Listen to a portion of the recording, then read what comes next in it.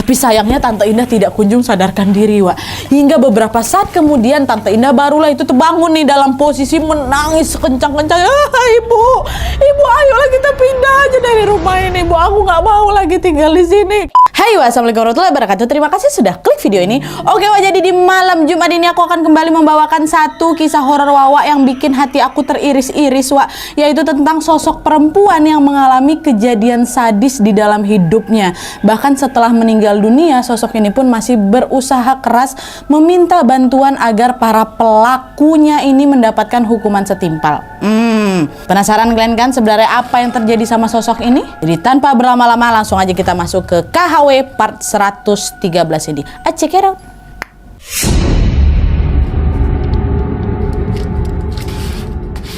Oke, jadi cerita yang akan aku bawakan malam ini dikirim sama Wawa aku yang bernama Widya dari Riau. Halo Widya. Jadi Wak, kisah ini nyata dialami oleh keluarganya Widya, tepatnya ibunya Widya yang bernama Tante Rina pada tahun 2001 lalu. Nah, jadi Wak, Tante Rina ini merupakan seorang anak sulung dari 4 bersaudara, di mana adik-adiknya itu masih berusia belia waktu itu. Yang pertama ada Tante Rina, yang kedua Tante Indah waktu itu berusia 17 tahun, terus yang ketiga ada Tante Nara berusia 15 tahun, dan yang terakhir Om Yusuf masih 13 tahun umurnya. Nah, Tante Rina ini Wak tinggal bersama adik-adik dan juga orang tuanya di satu rumah, walaupun pada saat itu Tante Rina ini sudah berkeluarga. Nah, hal ini Wak dikarenakan suaminya Tante Rina lagi merantau nih cukup jauh dari kota tersebut. Jadi biar kayak nggak kesepian gitulah, akhirnya Tante Rina pun memutuskan untuk tinggal sementara bersama orang tuanya. Nah, keluarga besar tersebut Wak menempati sebuah rumah yang ada di salah satu kota di Riau itu. Nah, kota ini Wak terkenal sangat dekat sekali dengan perbatasan luar negeri, yaitu Malaysia dan Singapura. Jadi kalau memang warga di kota itu mau pergi ke sana tuh nggak perlu repot-repot pakai apa, pakai pesawat, naik kapal pun udah sampai. Kalian tebak-tebak aja sendiri di mana kota tuh ya.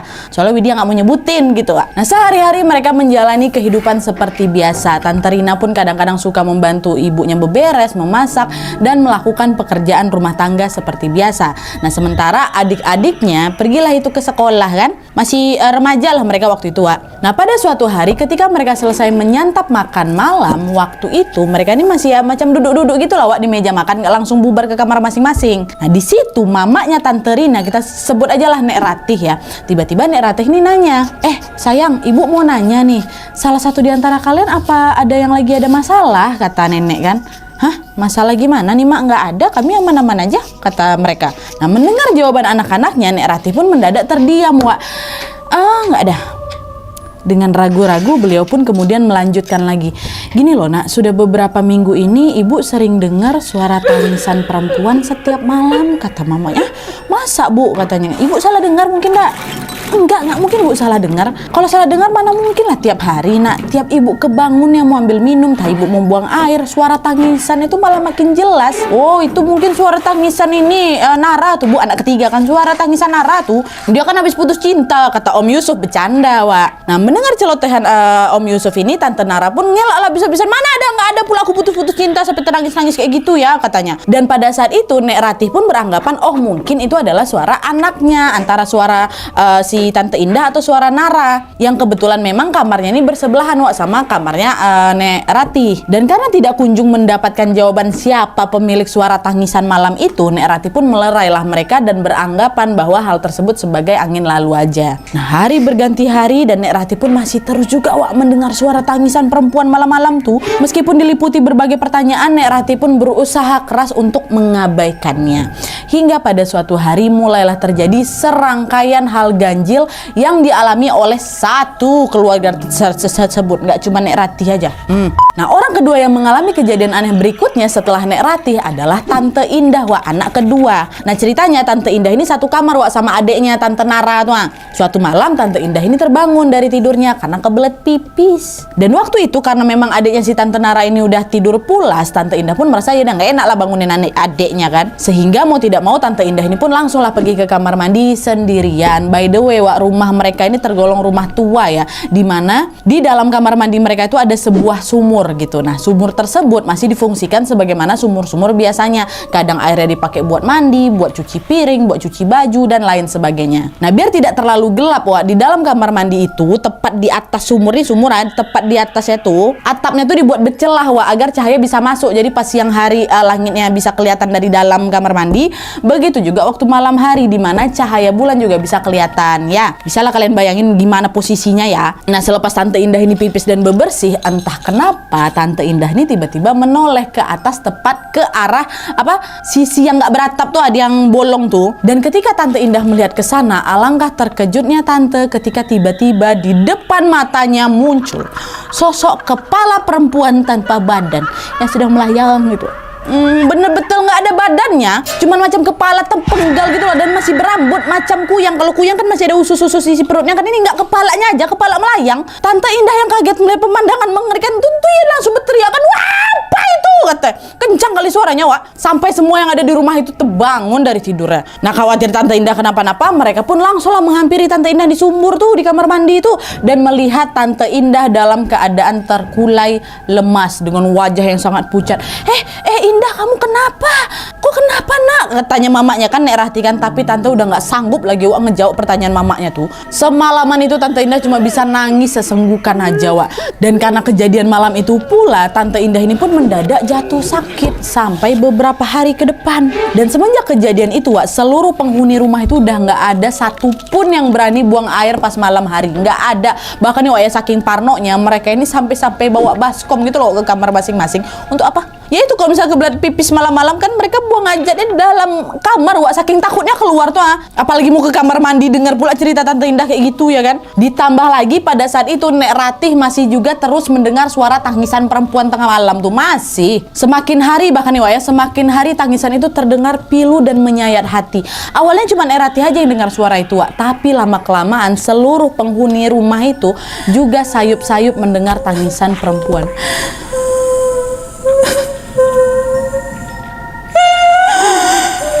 Kayak gitu. Kata Tante Rina Wak ya, suara tuh lembut kali, macam tiupan angin di keheningan malam tuh loh, yang makin lama membawa energi kesedihan juga bagi siapapun yang ngedengar. Makin lama didengar kok makin sedih juga aku ya, kayak gitu. Nah, setelah beberapa hari suara nangis itu tidak kunjung hilang, aktivitas para penghuni rumah itu pun jadi semakin berkurang Wak. Jadi macam suara ini aja yang sering dominan gitu loh. Sampai-sampai setiap kali malam tiba, Tante Indah sama Tante Narani selalu nyetel radio Wak, dan membiarkan menyala sepanjang malam tuh. Sedangkan Om Yusuf yang biasanya bermain gitar di depan teras seusai Isya, dia langsung bergegas menuju kamarnya dan nggak berani keluar sama sekali. Jadi mencekam kali loh suasana rumah tuh. Tante Rina Wak yang udah melahirkan Widya masih kecil itu, kami jadi sering tidur duluan Nadia. Abis sisa tuh langsung tidur biasanya, nggak ada lagi bangun-bangun sampai pagi. Intinya suasana di rumah itu tuh jadi hening dan mencekam kali Wak. Nah, di sisi lain mereka ini juga mulai frustasi dan berpikir bagaimana ini caranya supaya gangguan-gangguan tersebut hilang. Tapi sayangnya tidak ada yang tahu harus berbuat apa. Tiap malam masih juga ada suara nangis tuh. Makin didengar makin sedih. Pokok nggak enak kali lah suasananya. Nah, hingga akhirnya Wak, suaminya Nek Ratih, kita sebut aja lah kakek Sudin ya, pulanglah ini dari perantauan ke rumahnya. By the way, suaminya Nek Ratih ini Wak memang bekerja di luar kota, yang pulangnya cuma sebulan sekali. Dan setelah tahu Kek Sudin ini pulang, Nek Ratih pun langsunglah menceritakan semua kejanggalan yang memang menimpa keluarga mereka. Nah, keterangan Nek Ratih ini juga diperkuat dengan cerita dari anak-anaknya, dari Indah, dari Nara, dari Yusuf, dari Bu Rina itu sendiri juga.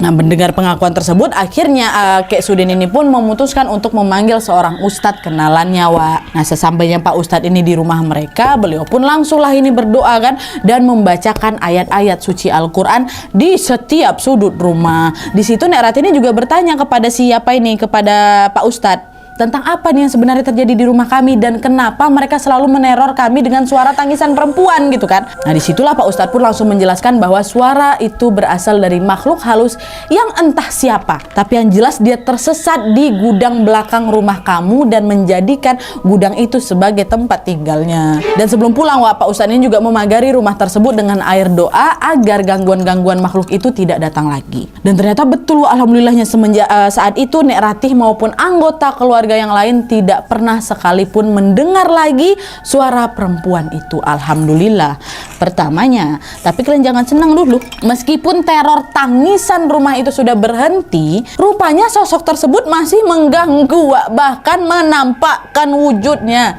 Udah nggak suara lagi, wujud ini tampakin ya. Jadi ceritanya Wak, waktu itu hari malam minggu lah, dimana Tante Indah anak kedua ini merayakan ulang tahunnya tepat ke 17 tahun. Dan sebagai bentuk syukur, Wak, Tante Indah ini mengundanglah teman-teman sekelasnya kan untuk makan-makan dan juga bakar-bakar jagung di halaman rumah Tante Indah. Mereka buat api unggun, mereka bernyanyi bersama-sama macam lagi camping lah, Wak. Seru kali. Terus beberapa saat kemudian ada ini satu kawannya Tante Indah yang namanya Om Aji lah gitu kan. Dia nanya ke Tante Indah, "Dah, itu yang baju putih berdiri di samping pagar tuh siapa?" katanya. "Kok nggak ku ajakin masuk? Dia dari tadi loh di situ, kasihan pula aku nengoknya," katanya. "Hah? Siapa? Perasaan aku nggak ada ngundang anak-anak lain lah selain kawan kelas kita. Coba kau cek dulu, siapa tahu kawan kita sana." Nah, Tante Indah yang penasaran pun langsunglah berjalan, Wak, menuju ke pagar untuk melihat siapa yang dimaksud sama Om Aji. By the way, pagar ini nggak langsung berhadapan sama mereka, Wak, ya.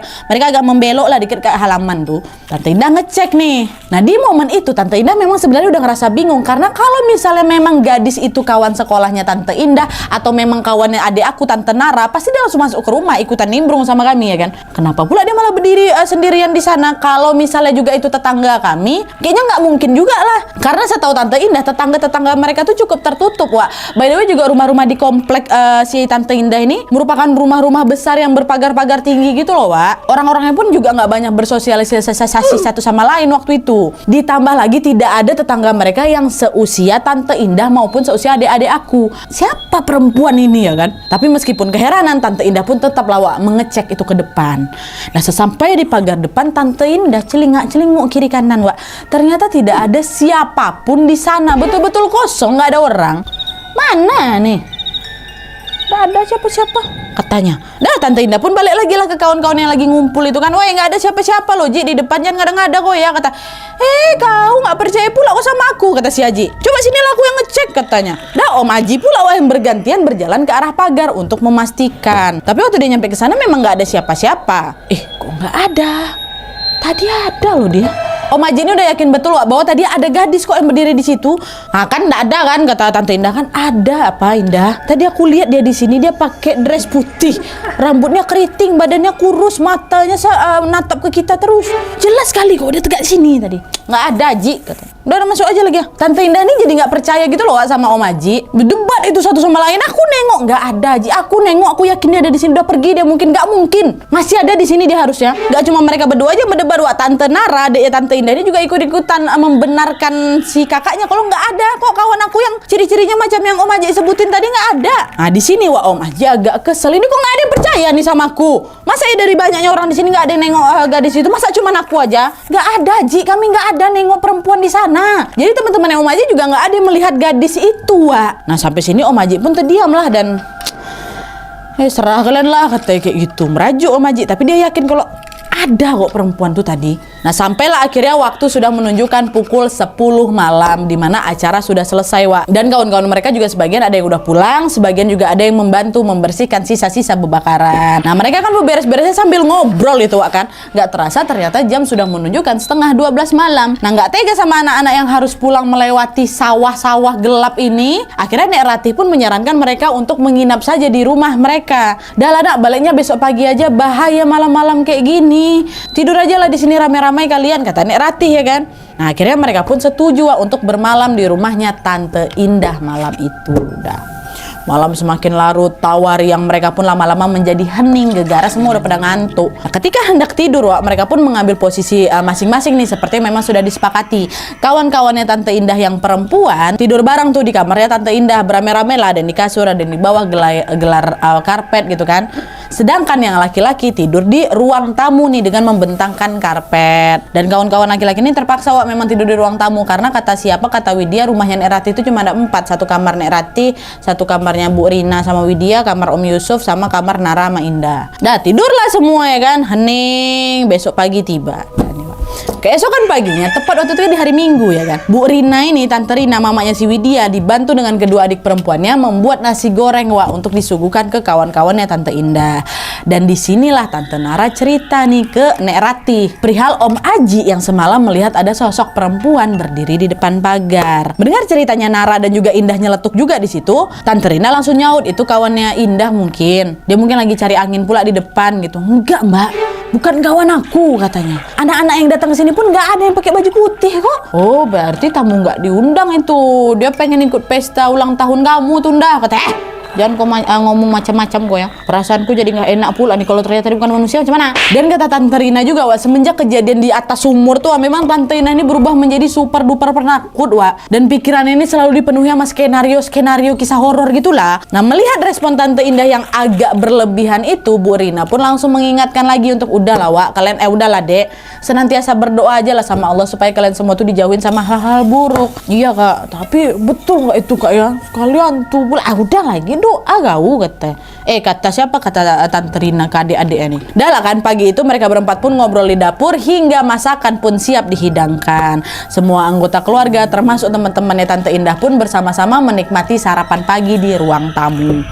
Nah, pada saat menyuap nasi ke dalam mulut, wajahnya Om Aji ini, masih ingat kalian? Om Aji ini tampak pucat kali dan matanya merah macam orang nggak tidur semalaman. Nah, Bagas, ada Om Bagas kan, kawannya Tante Indah ini yang memang duduk di seberangnya Om Aji, pun melihat kejadian itu. Dia langsung nanya lah kan, kau sakit Ji? Muka kau pucat kali, merah pula matamu, nggak tidur kau tadi malam, ngapa kau sakit? Iya, apa Wak, aku semalam nggak bisa tidur Gas. Loh kenapa Ji? Kok nggak bisa tidur gara-gara banyak nyamuk di ruang tamu aku ya? Kata Tante Indah, Wak. Dan dengan suara lirih Om Aji pun mengatakan hal sejujurnya kepada mereka apa yang dia alami. Semua orang yang ada di situ langsung hening nih Wak, mendengarkan si Om Aji kan. Disinilah Om Aji bilang, jadi Wak, waktu aku udah siap-siap mau tidur, nggak sengaja mata aku nih nengoklah ke arah tirai depan. Rupanya di situ ada perempuan yang tadi aku tengok di pagar, berdiri dia di depan rumah kau. Ya udah aku cek lah kan dari balik pintu. Belum lagi aku terbangun nih Wak ya, aku tengok dari celah pintu bawah itu. Rupanya nggak ada kakinya Wak, kakinya nggak napak tanah. Kata perempuan itu melayang, kata si Aji. Tengok pemandangan mengeri itu, seketika tubuh aku pun langsung lumpuh rasanya Wak. Aku bergetar hebat, tapi aku nggak mau teriak ini gara-gara takut nanti kalian semua terbangun. Dan di momen itulah aku menyadari bahwa sosok gadis berbaju putih yang tadi aku tengok bukan manusia. Akhirnya aku balik lagi nih posisi tidur aku kan, tapi aku nggak bisa pejamin mata Wak. Aku coba berulang kali nggak bisa. Aku intip lagi ke belakang, ternyata sosok itu terus mengintip dari balik tirai sampai kapan Wak? Sampai suara azan berkumandang. Di situ dia ngintipin aku, tau kau. Selepas azan baru sosok itu pergi dari sana. Itu kata Om Aji Wak. Kata Tante Rina, Om Aji menceritakan pengalamannya dengan raut wajah yang gusar. Disitulah terlihat jelas kalau Om Aji ini macam trauma kali lah. Nah, Tante Rina sama Nek Ratih pun saling bertatap-tatap Wak. Sebelum kemudian Nek Ratih berkata, "Nah Aji, ibu minta maaf ya udah bikin kamu ketakutan, bikin kamu nggak nyaman tidur di rumahnya ibu. Maaf ya Nak ya." Sebenarnya juga dalam beberapa waktu di rumah ini kami juga semua menemui kejadian-kejadian ganjil. Ganjil Nak. Ya seperti yang Nak Aji alami. Jadi kan, belum selesai Nek Ratih ini berbicara Wak, nggak ada angin, nggak ada hujan, tiba-tiba Tante Indah jatuh pingsan. Semua yang di sana langsung panik lah kan, dan mencoba membaringkan Tante Indah di atas tempat tidur. Dah bangun dah, kenapa kau? Kata ya. Tapi sayangnya Tante Indah tidak kunjung sadarkan diri Wak.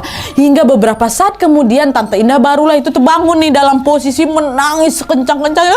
Ibu ayolah kita pindah aja dari rumah ini Bu, aku nggak mau lagi tinggal di sini katanya. Nah, kalian tahu si Tante Indah tuh pingsan gara-gara apa? Kemasukan? Bukan, gara-gara ketakutan sampai terpingsan. Setelah mendengar cerita Om Aji itu ayolah Bu pindah aja, Indah nggak mau lagi tinggal di rumah ini Bu, banyak hantunya Bu.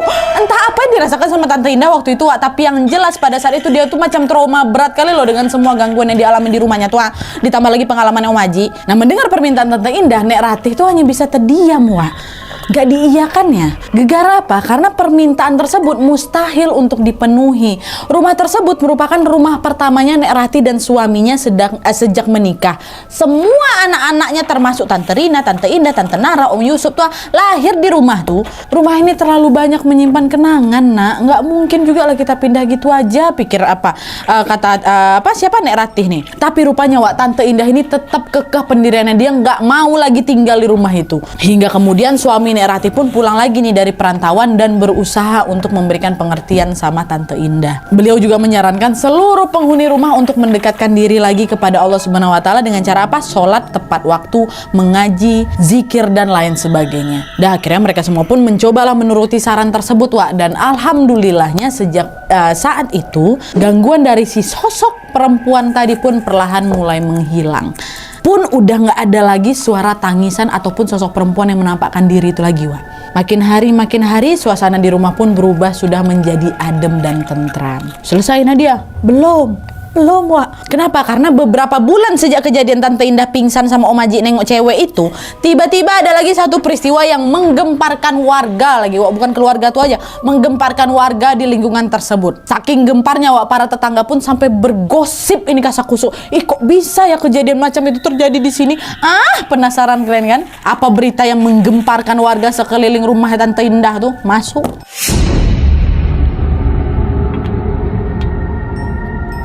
Nah jadi, Wak, ceritanya pada suatu siang sekitar jam 11 siang lah gitu waktu setempat, warga di komplek tersebut mendadak digemparkan dengan kehadiran mobil polisi dengan sirenenya. Ninu, ninu, ninu, mobil polisi kan. Suasana di gang komplek itu pun menjadi semakin bising gegara, suara sirene itu berdentam-dentam saling menyahut. Gak lama kemudian mobil polisi itu pun berhenti tepat di sebuah rumah besar yang berada tidak begitu jauh di depan rumahnya Nek Rati. Tante Rina sama Nek Rati yang pada saat itu bersantai ini dalam rumah, kagetlah langsung. Ma, Bu, apa ini? Ada warga yang lagi bermasalah sama polisi ini nampaknya, Bu. Deg-degan juga mereka tuh, Wak. Dan mereka pun ke depan lah kan menengok apa yang dilakukan sama polisi itu. Ternyata betul, Wak. Gak lama kemudian para petugas berseragam itu pun tampak mendobrak paksa pintu rumah besar yang ada di depan rumah Bu Rina tuh. Dar, didobrak pintu rumah tuh kan. Beberapa warga penasaran juga langsung keluar rumah tuh dan menyaksikan kejadian itu dengan keingintahuan yang sangat besar. Kenapa tuh kok didobrak itu semua? Warga pun jadi ikutan heboh, Wak, karena baru kali itulah polisi datang berjajar-jajar pula tuh ke wilayah tempat tinggal kami. Dan tuh kan, Wak, nggak lama setelah polisi-polisi itu masuk ke rumah besar tersebut, beberapa polisi pun keluar lagi nih sembari memasang polis lain di sana. Sampai sini, Wak, kerumunan warga jadi semakin banyak lagi dan mereka juga bertanya-tanya nih apa yang sedang terjadi di dalam rumah besar tuh. Ditambah lagi, Wak, beberapa warga di sana termasuk Nenek Ratih juga tidak begitu tahu nih siapa yang tinggal di rumah itu karena rumah itu seperti kosong, tidak berpenghuni gitu, ha. Dan tidak lama kemudian dari situlah warga akhirnya tahu bahwa sudah terjadi pembunuhan di dalam rumah besar itu pada 6 bulan yang lalu, Wak. Mereka semua bertanya-tanya kan, siapa nih yang jadi korban, siapa yang dibunuh, siapa pelakunya? Karena warga di sana sama sekali nggak menyangka, Wak, bakal terjadi kejahatan sadis di wilayah mereka itu. Dan yang bikin warga makin bertanya-tanya lagi, Wak, warga yang berkerumun itu tidak melihat polisi membawa kantung jenazah dari dalam rumah. Artinya apa? Kemungkinan jasad korban tidak ada dalam rumah itu, ya kan? Nah, untuk memuaskan keingintahuan warga, polisi pun kemudian mengatakan dengan singkat kalau korban dari pembunuhan tersebut adalah seorang perempuan, kata polisi. Tapi di sini ini belum dikasih tahu identitasnya, namanya, asal usul yang nggak ada dikasih tahu. Kenapa nggak dikasih tahu? Karena polisi juga belum tahu waktu itu, ya. Udah tuh, Wak, keesokan harinya polisi datang lagi nih ke rumah tersebut sembari membawa beberapa orang lelaki berbaju tahanan, baju oranye tuh. Ternyata di hari itu pula polisi langsung menggelar reka adegan di mana para pelaku ini harus memperagakan aksi sadisnya. Meskipun para pelaku ini sudah ditangkap, Wak, polisi itu juga masih agak kesulitan tuh mencari identitas korban ini. Polisi menanyai warga sekitar serta menunjukkan foto korban semasa hidup. Nah, di foto itu menunjukkan sosok gadis berambut panjang dan keriting. Tubuhnya kurus. Ibu, bapak ada yang kenal sama orang ini, kata polisi ke warga kan. Tapi, Wak, sayangnya tidak ada satupun dari warga yang mengenal perempuan itu. Dan FYI juga, Wak, di tahun itu belum ada sistem sidik jari KTP katanya. Jadi untuk mengidentifikasi kasus mayat misterius itu memang agak susah. Gak ada, Pak, kami gak kenal, ini kami belum pernah lihat lagi orangnya, katanya. Dan hingga beberapa saat kemudian barulah terungkap bahwa rumah yang berada di depan rumahnya Bu Rina ini disewakan kepada seorang calo. Calo apa itu, Nadia? Calo TKW. TKW yang kerjaannya menyalurkan perempuan-perempuan dari Indonesia untuk dipekerjakan ke negara-negara tetangga. Nah, kalian ingat kan, Wak? Tadi di awal Widya bilang kalau dia tinggal di sebuah kota di mana berbatasan cukup dekat sama Malaysia dan Singapura. Nah, itu makanya, Wak, beberapa orang di kota itu pun memanfaatkan kesempatan ini dengan membuat usaha sebagai penyalur TKW. Dan para calo ini biasanya akan menampung calon-calon TKW ini sebelum akhirnya diberangkatkan ke negara tujuan. Dan rumah besar yang ada di seberang rumahnya Bu Rina itu dijadikan tempat penampungan TKW, Wak, sama calo-calo itu. Akan tetapi, Wak, beberapa warga tuh nggak ngeh gitu loh, nggak ngeh kata Tante Rina nih, nggak ada yang ngeh kalau ternyata rumah tersebut dijadikan penampungan. Karena apa? Ya tadi, jarak antar rumah di komplek tuh memang cukup jauh, Wak. Bukan tetangga yang mepet-mepet kali itu, enggak. Ini bukan komplek lah ya, bisa dibilang macam pemukiman warga lah gitu. Biasanya rumah mereka tuh terpisah, ada ladang, ada kebun, nah baru rumah lagi kayak gitu, Wak. Ditambah lagi para calon tenaga kerja di rumah itu pun mungkin macam jarang keluar. Jadi beberapa warga juga nggak tahu nih kalau ternyata rumah itu tempat penampungan gitu lah, Wak. Makanya mereka kaget semuanya kan waktu tiba-tiba kok ada korban. Emang rumah itu ada isinya? Kayak gitulah. Nah, terus nih, Wak, ya, beberapa hari kemudian polisi pun akhirnya membeberkan fakta bahwa identitas korban sudah diketahui. Dan ternyata perempuan itu bernama Asih. Dia waktu itu masih berusia 16 tahun dan berasal dari sebuah kota di Pulau Jawa. Nah, Asih ini, Wak, putus sekolah di usia yang memang sangat belia karena keluarganya bisa dibilang kurang mampu. Nah, karena nggak tahan hidup di bawah garis kemiskinan, akhirnya Asih pun nekat, Wak, menerima tawaran untuk menjadi TKW ke Malaysia. Untuk apa? Untuk bisa membantu perekonomian keluarganya. Dengan harapan yang besar, Asih pun kemudian diberangkatkan, Wak, oleh penyalur TKW dari Jawa ke Sumatera untuk menunggu sementara pengurusan perizinan ke Malaysia. Asih waktu itu nggak sendiri, dia sama kawan-kawan lainnya, Wak, dari Jawa juga. Dan akhirnya ditempatkanlah di penampungan di depan rumahnya Bu Rina itu. Nah, selama masa penantian itu, Wak, Asih ini juga sambil mengikuti training seputar urusan rumah tangga dan juga pelatihan bahasa biar nanti di sana tuh nggak kesulitan lah gitu ngomongnya kan. Hari-hari pun berlalu, satu persatu penghuni penampungan itu udah mulai tuh diberangkatkan ke Malaysia, ke Singapura. Barulah di sini kegelisahannya si Asih muncul, Wak. Karena apa? Karena dia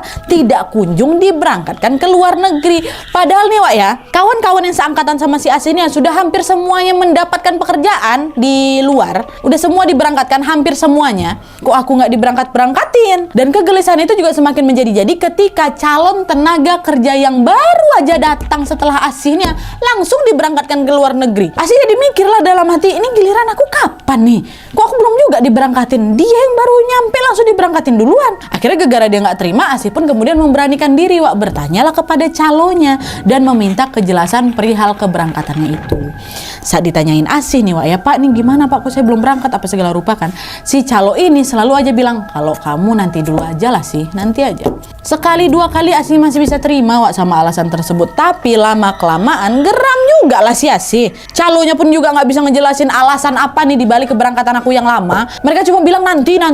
Kapan nantinya tuh? Dan kenapa harus nanti gitu? Asih meminta penjelasan alasannya tuh, Wak. Tetaplah kata orang tuh, udahlah nanti aja gitu. Nah, karena selalu menerima jawaban yang tidak memuaskan, pada suatu ketika Asih pun mulailah kehilangan kesabarannya, Wak. Di suatu malam Asih kemudian menghampirilah salah satu calo yang ada di sana dan dia berkata cukup kasar dengan nada yang tinggi. Pak, ini maksudnya apa nih, Pak? Udah berbulan-bulan aku di sini, ya enggak juga kalian berangkat kan? Yang jelas-jelas aja lah, Pak. Aku nggak mau ya kalau jawaban Bapak sih nanti aja terus. Nah, disitulah, Wak, mulai terjadi perdebatan nih antara si Asih sama si calo. Marah-marah Asih di situ, Wak, sampai nangis saking frustasinya tuh, karena dia udah pengen kali punya penghasilan, pengen ngirimin uang dari hasil jerih payahnya ke keluarga yang memang kurang mampu tuh.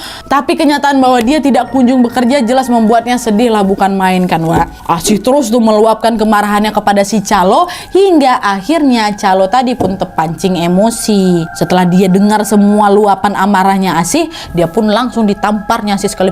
Dipukulnya si Asih sampai jatuh tersungkur di tanah tuh. Nah, mendapatkan perlakuan kasar itu Asih nggak terima, Wak. Dia balik lagi melakukan perlawanan kan. Nah, melihat perlawanan Asih yang cukup berani, calo lainnya, ini kan satu calo nih, ada lagi calo lainnya, Wak, yang kebetulan memang lagi ada di lokasi itu pun ikut melakukan sesuatu yang sangat sadis kepada si Asih. Kalian tahu apa? Calo yang kedua ini diambilnya palu besar kan, dipukulnya tepat di belakang kepalanya Asih itu, gitu.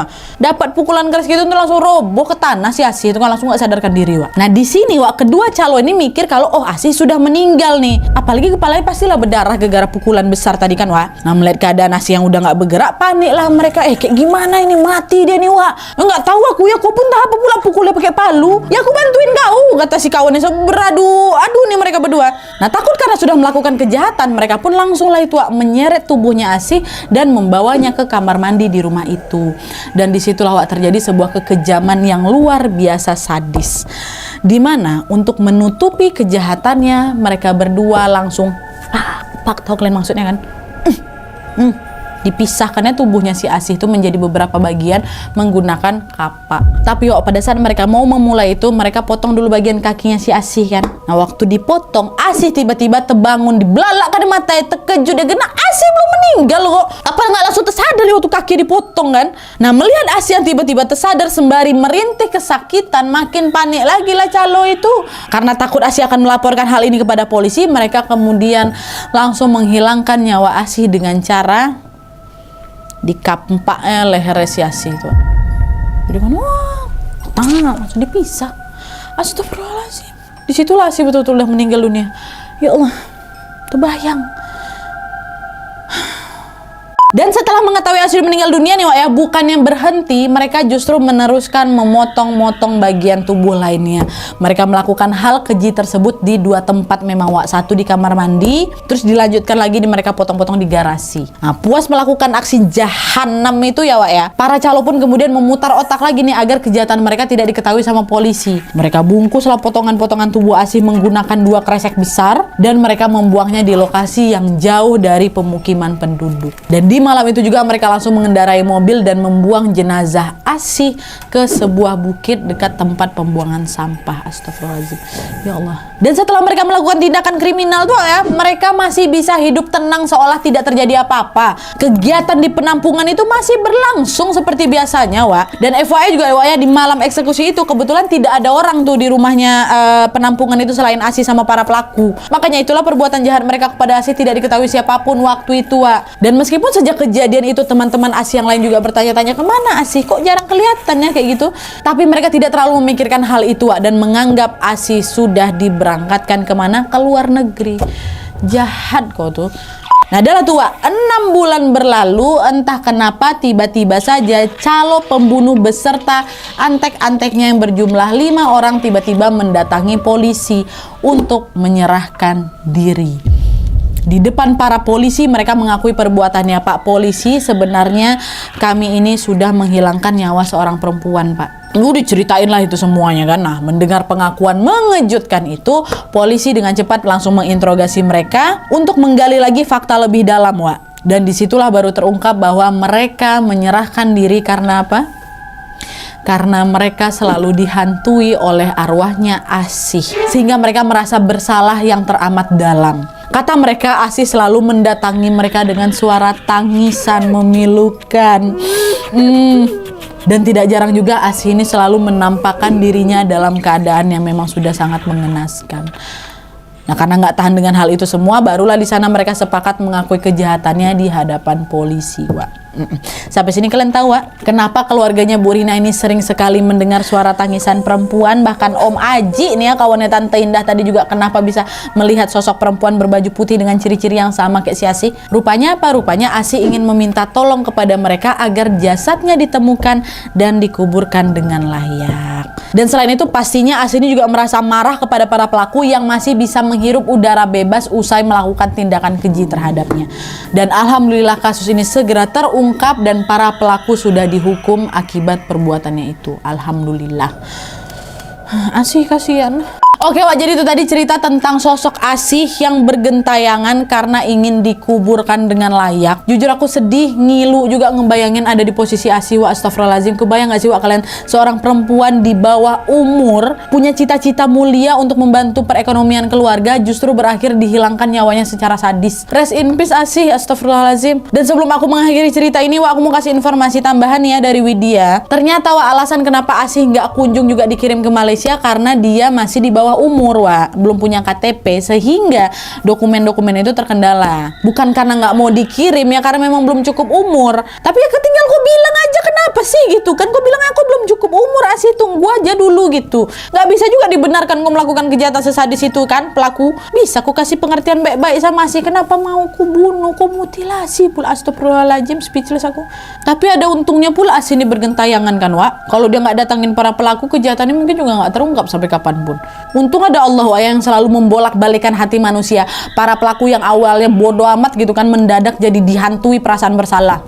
Makanya jangan berbuat macam-macam kau. Dan juga untuk Asih, mari kita kirimkan Al-Fatihah supaya Asih ditempatkan di sisi Allah Subhanahu wa taala. Dan untuk semua keluarga Asih yang ditinggalkan, semoga diberikan kesabaran dan juga kesehatan dan juga ketabahan dari Allah Subhanahu wa taala. Amin ya rabbal alamin. Oke, Wak, jadi sekian dulu videonya. Terima kasih banyak yang sudah menonton. Kalau kalian suka video ini, klik like-nya. Jangan lupa komen di bawah untuk ide dan saran-saran untuk video selanjutnya. Jangan lupa nyalain notifikasinya supaya kalian tahu kalau aku upload video baru. And as always, jangan lupa untuk klik tombol subscribe supaya kalian sama-sama tahu informasi menarik dan menegangkan dari channel aku. See you next video, Wak. Bye.